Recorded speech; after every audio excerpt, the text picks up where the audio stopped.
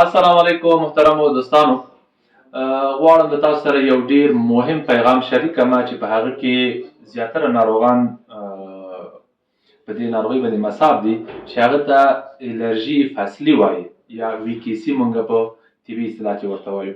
یو ورور چې د کمرې شاته ناست دی له یو لرې ولایت نه راغلی دا د په خپل سر د 8 کالو لپاره څاڅکي اچولي دي چې ده به مثلا دته به خارښت و د سترګې به سرې وي په خپل سر به یې دوايانې اخیستلې دي ارزانه دوايانې پیدا کېږي نو هغه استعمال کړي دي. اوس یې د دواړو سترګو دید په یو سر کې خو بیخي ډېر کم شوی دی یعنې یوازې لاس داسې حس کولی شي په بله سترګې کې تقریبا 90% 15% دید خراب شوی دی.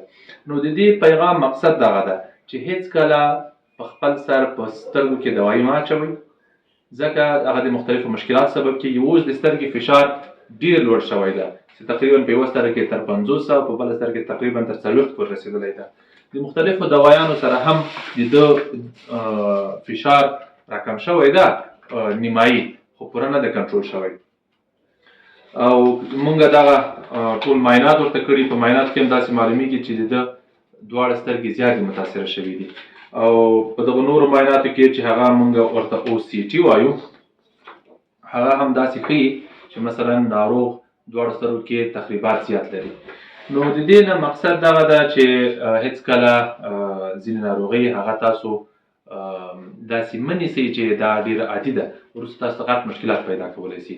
اکثریت هغه ناروغان چې له لرې ولایتونو راځي دغه مشکلات لري. نو دغه پیغام له نورو دوستانو سره شریک کړئ تر څو د دوی له دایمي د دید له کموالي او یا ډډوالي څخه ځان وساتئ. مننه.